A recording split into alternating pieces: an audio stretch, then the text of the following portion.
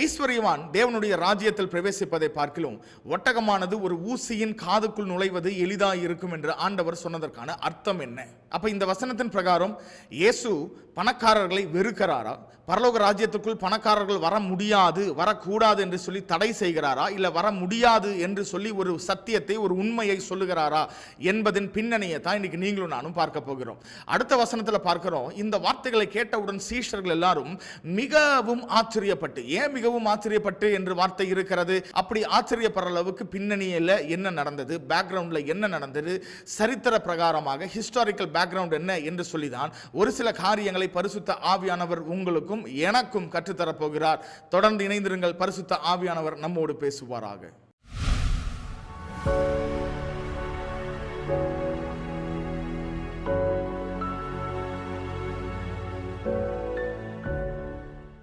இயேசு இந்த வார்த்தைகளை சீஷர்களை பார்த்து சொன்னதற்கான காரணம் என்ன? 16வது வசனத்தில் பார்த்தீங்கன்னா, ஒரு பணக்காரனான ஒரு வாலிபன் இயேசுவினிடத்தில் வந்து, ஆண்டவரே, நித்திய ஜீவனை சுதந்திரித்துக் கொள்ள நான் என்ன செய்ய வேண்டும் என்று சொல்லி கேட்கிறான். ஸோ அவனை குறித்து சொல்லும் போதுதான் ஆண்டவராகிய இயேசு சீஷர்களுக்கு இந்த வார்த்தைகளை சொல்லுகிறார். இப்போ ஒரு சிலர் என்ன சொல்லுகிறார்கள் அப்படின்னா, இந்த ஊசியின் காதுல ஒட்டகம் என்று வரக்கூடாது, ஊசியின் காதுல ஒரு பெரிய கயிறு, ரோப் இருக்கு பாருங்களேன், அதுதான் வந்திருக்க வேண்டும். இதுல வந்து டிரான்ஸ்லேஷன்ல ஒரு சின்ன தவறு இருக்கு என்று சொல்லுகிறார்கள். அதற்கு காரணம் என்னன்னா, இந்த புதிய ஏற்பாட்டு எழுதப்பட்ட கிரேக்க பாஷையில பாத்தீங்கன்னா, இந்த கேமல் ஒட்டகத்திற்கும் ரோப் அதாவது கயிறு, இது இரண்டுக்கும் ஒரே மாதிரியான ஒரு வார்த்தை தான் எழுதப்பட்டிருக்கிறது. கயிறை தான் ஆண்டவர் குறிப்பிட்டார். ஆனால் நாளடைவில் வந்து இந்த பிரதிகளை காப்பி செய்யும் பொழுது அந்த ஒரு வார்த்தை தவறாக சேர்க்கப்பட்டது நிமித்தம் அதோடைய மொத்த வார்த்தையின் அர்த்தமே மாறி கயிறாய் இருக்க வேண்டிய அந்த வார்த்தை இப்பொழுது ஒட்டகமாக மாறிவிட்டது என்று சொல்லி அநேகர் சொல்லுகிறது உண்டு. ஆனால் இது உண்மை அல்ல. உண்மை என்ன என்று சொல்லி தான் பரிசுத்த ஆவியானவர் இன்றைக்கு நம்மோடு பேச போகிறார். அப்போ ஐஸ்வர்யவான், ஒட்டகம், ஊசியின் காது, இதோடைய விடையை நாம் அறிந்து கொள்ள வேண்டும் என்றால் வேதத்தில் அல்ல, தள்ளுபடியாகமத்தில் இருக்கிறது. ஒருவேளை நீங்க யோசிக்கலாம், தள்ளுபடியாகமத்தை நாம் ஏன் வாசிக்க வேண்டும்? அதை தள்ளி வைத்ததுனால தானே தள்ளுபடியாகமம். எஸ், ஆனால் அந்த தள்ளுபடியாகமத்தில் தான் இந்த வார்த்தைகளை இயேசு ஏன் சொன்னார் என்பதற்கான பின்னணியை புரிந்து கொள்வதற்கான ஒரு கீ, ஒரு சாவி அந்த தள்ளுபடியாகமத்தில் தான் இருக்கிறது. ஏன் அந்த பெயர் வைத்திருக்கிறார்கள் என்றால், நம்முடைய வேதத்திலிருந்து தள்ளி வைக்கப்பட்டபடியால் தள்ளுபடி ஆகமங்கள், இங்கிலீஷ்ல அப்போகிரிஃபா என்று சொல்லுவோம்.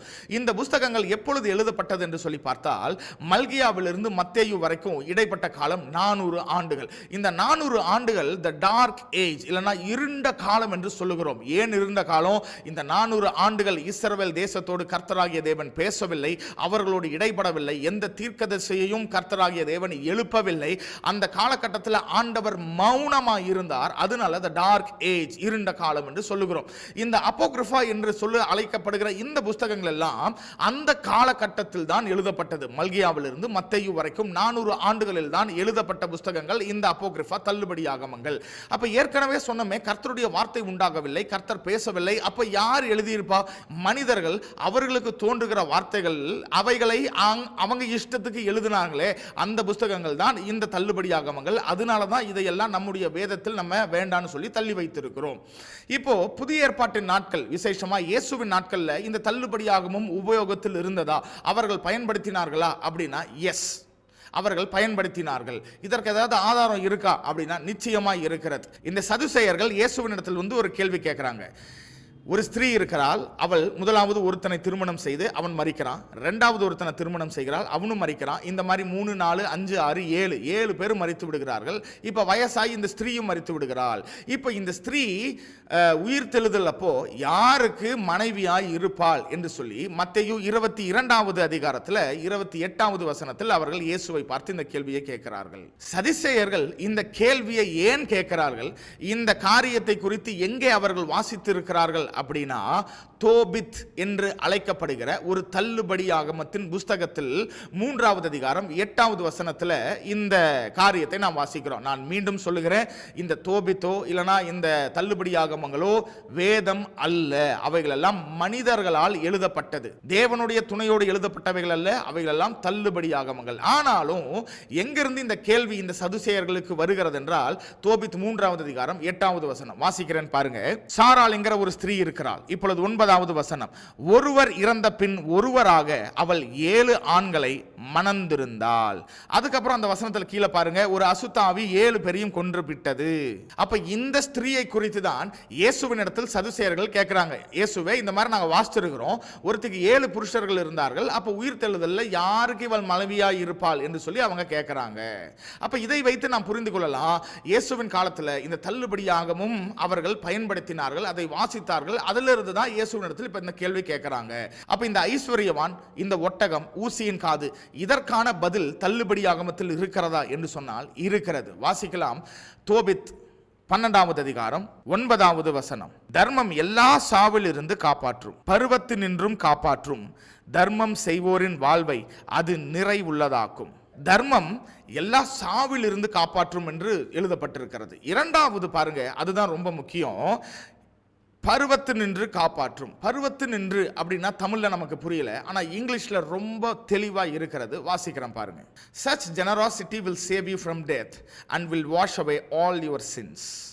இந்த மாதிரி உதாரத்துவமாய் தருவது உங்களை மரணத்திலிருந்து காப்பாற்றும். இரண்டாவது பாருங்க, will wash away all your sins, உங்கள் பாவங்கள் எல்லாவற்றையும் கழுவி விடும் என்று எழுதி வைத்திருக்கிறாங்க.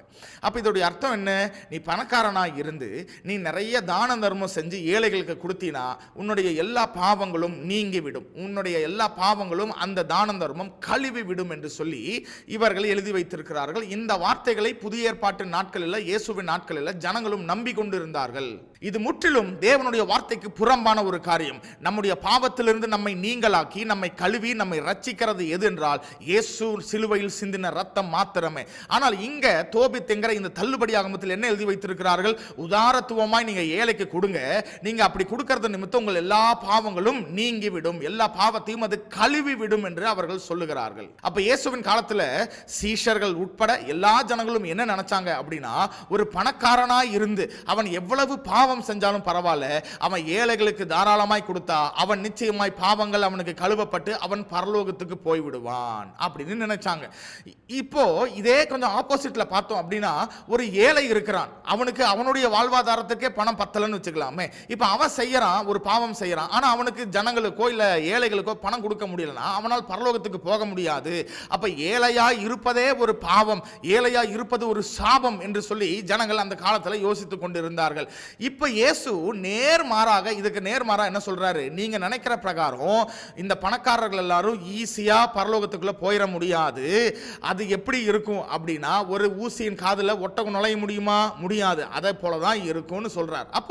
அப்ப இந்த வசனத்துடைய அர்த்தம் என்ன அப்படின்னா, நீ பணக்காரனாய் இரு, ஏழையாய் இரு, அது பிரச்சனை இல்லை. ஆனா நீ பணக்காரனாய் இருக்கிறதுனால நான் பாவம் செய்கிறேன், ஆனால் என்னுடைய பணத்தை எடுத்து அநேக ஏழைகளுக்கு தான தர்மமா கொடுத்துட்டேன் அப்படின்னா அந்த தான தர்மம் என்னை பரலோகத்திற்குள்ள கொண்டு போய் விடும் என்று சொல்லி நினைச்சீங்கன்னா அது தவறு என்று சொல்லி இந்த சீஷர்களுக்கு புரிய வைக்கும்படியாக தான் ஆண்டவராகிய இயேசு இந்த வார்த்தைகளை சொல்லுகிறார். இப்ப 25வது வசனத்துல நம்ம பார்க்கிறோம், இந்த வார்த்தைகளை கேட்டவுடன் சீஷர்கள் மிகுந்த ஆச்சரியப்பட்டு, ஏன் மிகுந்த ஆச்சரியப்பட்டு, இத்தனை வருஷம் நாங்க என்ன நினைச்சிட்டு இருந்தோம் ஆண்டவரே, பணக்காரர்கள் எல்லாம் ஈஸியா தான தர்மம் செஞ்சு பரலோகத்துக்குள்ள போயிடலாம், நாங்கெல்லாம் ஏழைகள், எங்களுக்கு தான தர்மம் கொடுக்கறதுக்கு பணம் இல்லையேன்னு சொல்லி கவலைப்பட்டு இருந்தோம், ஆனா நீங்க இப்படி சொன்னோன்னு எங்களுக்கு ஆச்சரியமா இருக்க ஆண்டவரே என்று சொல்லுகிறார்கள். ஆண்டவருக்கு உங்கள் பணமோ என்னுடைய பணமோ நம்முடைய ஆஸ்திகளோ தேவையில்லை. இந்த காரியத்தில், இந்த அதிகாரத்தில் ஆண்டவர் என்ன சொல்றாரு தெரியுமா?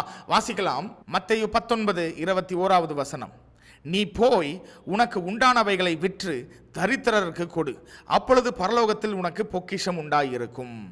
அப்ப அந்த தள்ளுபடியாகவும் ஆகிய தோபித் புஸ்தகத்தில் எழுதப்பட்டது தானே இயேசுவும் சொல்றாரு, உனக்கு உண்டான ஆஸ்திகள் எல்லாத்தையும் வித்துட்டு நீ ஏழைகளுக்கு கொடுந்தானே சொல்றாரு, அதனால உனக்கு பரலோகத்தில் மிகுந்த பலன் உண்டு என்று சொல்லுகிறாரு. ரெண்டும் ஒன்று தானே என்று சொல்லி நினைக்கலாம். இல்ல, இதோட ஆண்டவர் நிறுத்தல, நீ எல்லாவற்றையும் விற்று உன்னுடைய ஏழைகளுக்கு கொடு என்று சொல்லிட்டு அடுத்த ஒரு முக்கியமான காரியத்தை சொல்லுகிறார் அதே வசனத்தில், பின்பு என்னை பின்பற்றி வா, ஃபாலோ மீ என்று இங்கிலீஷ்ல இருக்கு. அப்போ இந்த வசனத்தில் எம்பசிஸ் ஃபோக்கஸ், அழுத்தம் இயேசு எதுக்கு கொடுக்கிறார் அப்படின்னா, ஏழைகளுக்கு கொடுப்பதில் அல்ல. நீ ஏழைகளுக்கு நிச்சயமா கொடுக்கணும், ஏழைகளுக்கு உதவணும். ஆனா அது உன்னை பரலோகத்திற்கு கொண்டு போகாது. எது உன்னை பரலோகத்துக்கு கொண்டு போகும் தெரியுமா? நீ ஏழைகளுக்கும் கொடுத்துட்டு and then you come and follow me, நீ என்னை பின்பற்று. அந்த என்னை பின்பற்றுங்கிற அந்த செயல்தான் உன்னை பரலோகத்திற்கு கொண்டு போகும் வழியே.